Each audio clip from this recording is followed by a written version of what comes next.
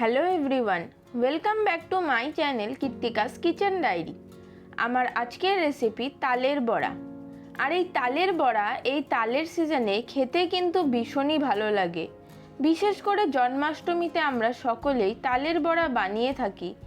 আর তালের বড়া বানাতে কিন্তু আপনারা প্রায় সকলেই জানেন। তাও আজ আমি আপনাদের সাথে শেয়ার করব কিভাবে আপনারা বাড়িতে খুব সহজেই পারফেক্ট নরম তালের বড়া বানিয়ে নিতে পারবেন, যেটা রেখে দিলেও 2-4 দিন পর্যন্ত কিন্তু শক্ত হবে না।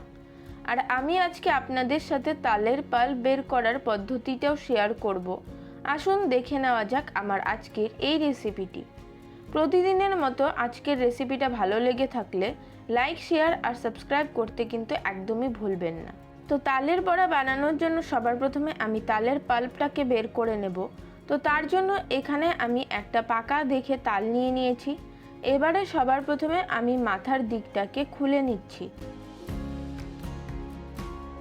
এবার আস্তে আস্তে তালের যে খোসাটা আছে সেটাকে ছাড়িয়ে নিচ্ছি। ওপর দিক থেকে এইভাবে টেনে টেনে তালের যে খোসাটা সেটাকে ভালো করে ছাড়িয়ে নিচ্ছি। তো প্রথমে আমি তালের সম্পূর্ণ খোসাটা ছাড়িয়ে নিচ্ছি। সম্পূর্ণ খোসাটা ছাড়িয়ে নেওয়া হয়ে গেলে আমি তালের আটিগুলোকে ভাগ করে নিচ্ছি। আমার তালটাতে 3টে আটি রয়েছে।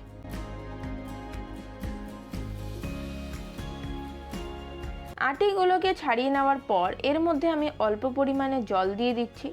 খুব বেশি পরিমাণে জল কিন্তু প্রয়োজন নেই, অল্প পরিমাণেই জল নেবেন। এবারে তালের পাল্পটাকে বের করার জন্য এরকম একটা গ্রেটার নিয়ে ওর যে সবচেয়ে বড় ছিদ্রযুক্ত সাইডটা থাকে সেই সাইডটা দিয়ে তালের আটিটা নিয়ে আস্তে আস্তে এইভাবে ঘষতে থাকছি।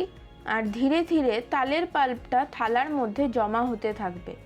আপনারা চাইলে কিন্তু এই কাজটা যে কোনো ঝাঁঝরি বা আটা চালনি দিয়েও করতে পারেন। এখানে আপনাদের হাতে যদি সময় থাকে তাহলে তালটাকে জলে 10 থেকে 15 মিনিট ভিজিয়েও রাখতে পারেন, বা আমার মতো অল্প অল্প জল মাখিয়ে পাল্পটাকে বের করে নিতে পারেন। তবে ভিজিয়ে রাখলে পাল্পটা বের করতে বেশ সুবিধে হবে।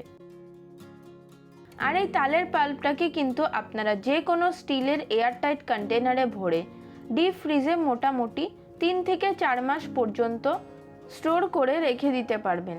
তবে নর্মাল ফ্রিজে রাখবেন না, নর্মাল ফ্রিজে রাখলে কিন্তু এটা বেশি দিন পর্যন্ত থাকবে না। আমার সম্পূর্ণ পাল্প কিন্তু বের করে নেওয়া হয়ে গেছে। এবারে তালের পাল্পটাকে আমরা একটা স্ট্রেনারের সাহায্যে একটু স্ট্রেন করে নেব, যাতে এর মধ্যে তালের কোনো আঁশ না থাকে।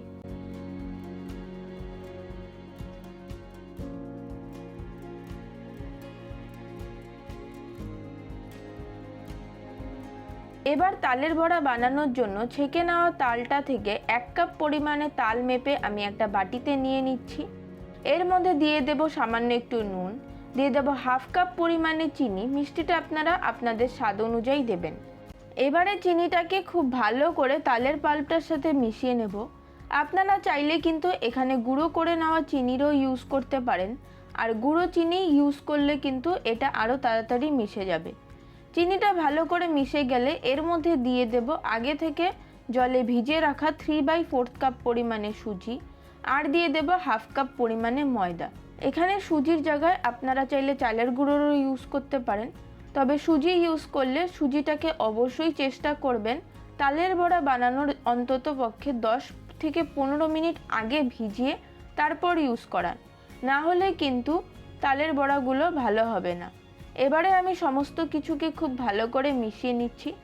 আর এখানে কিন্তু আমি পরে আরও 1 কাপ পরিমাণে ময়দা এই ব্যাটারটাতে অ্যাড করেছিলাম, মানে টোটাল আমার এখানে 1.5 কাপ পরিমাণে ময়দা লেগেছে।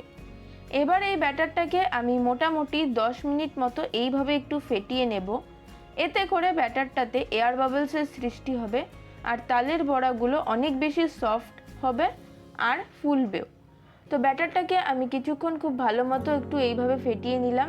এবারে এটাকে ঢাকা দিয়ে আমি মোটামুটি আধ ঘন্টা থেকে 1 ঘন্টা পর্যন্ত রেখে দেব। মোটামুটি আধ ঘন্টা থেকে 1 ঘন্টা ব্যাটারটাকে রেস্টে রাখার পর ব্যাটারটা দেখুন বেশ আরেকটু ঘন হয়ে গিয়েছে। এবারে এর থেকে অল্প অল্প করে ব্যাটার নিয়ে তেলটাকে ভালো মতো গরম করে তারপর ফ্লেমটাকে মিডিয়াম টু লোতে করে দিয়ে তালের বড়াগুলোকে তেলের মধ্যে ছেড়ে আমি ভেজে নেব।